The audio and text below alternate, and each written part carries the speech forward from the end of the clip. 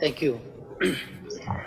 Mr. Secretary of State, Your Highness, dear colleagues and friends, allow me first of all to commend you, dear Tony, for this opportunity to renew together our commitment for peace.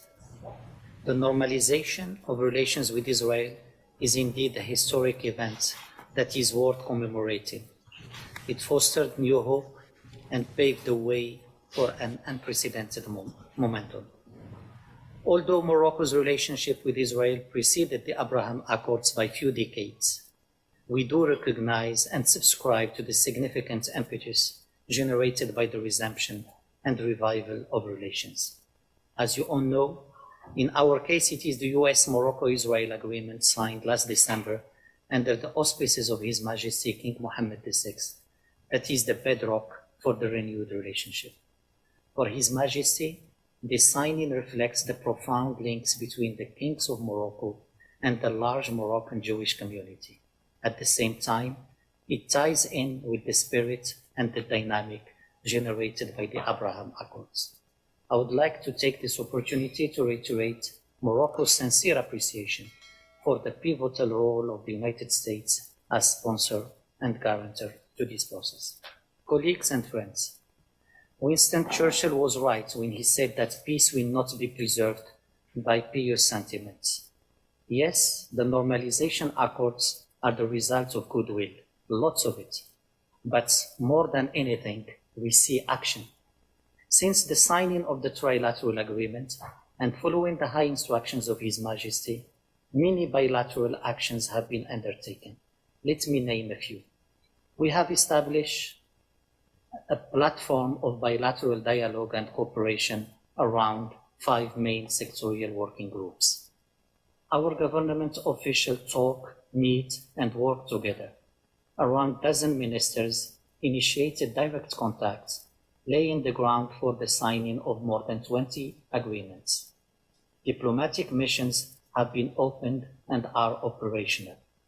We have established, and I welcomed myself, my friend Yair last month, and we look forward to other important visits, including of ministers of economy and defense.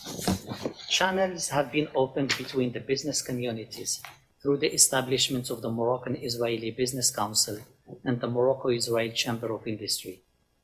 We are happy to note that exchanges grew 50% just in the first 6 months of 2021.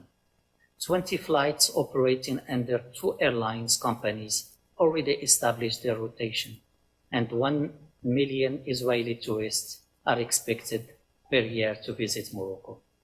Partnerships in sensitive sectors have been launched, including in cybersecurity and interoperability of forces through joint military special forces exercises like the HD Annual 21, to which Morocco participated. Colleagues and friends, the challenge of reconnecting was a great one, but it is now behind us. The challenges of preserving, improving, and giving sense to the normalization are still ahead of us. I see 4 elements or areas in this regard.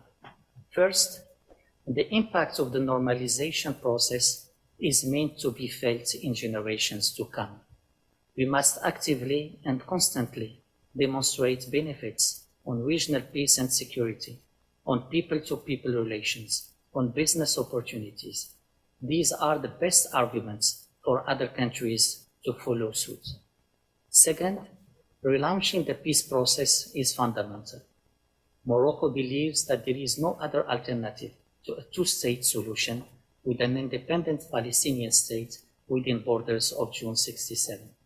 Besides, and for His Majesty King Mohamed VI, Chairman of Al-Quds Committee, the status of Jerusalem has to be preserved as a common heritage of humanity, as a symbol of peaceful coexistence of the followers of the 3 monotheistic religions.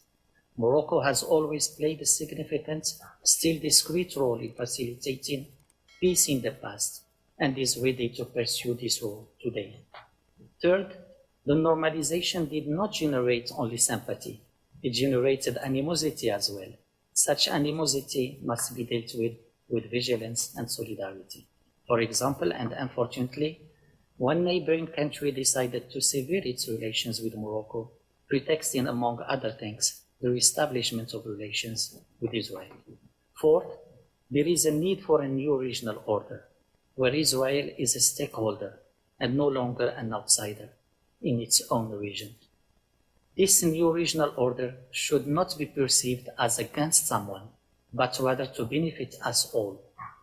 Also, this new regional order should be based on an updated joint assessment of threats, but also on how to generate opportunities that favor stability and development for all. Colleagues and friends, today we are showing to the whole region and the world that brave actions must be taken by all of us in order to push the envelope a bit further for a greater good.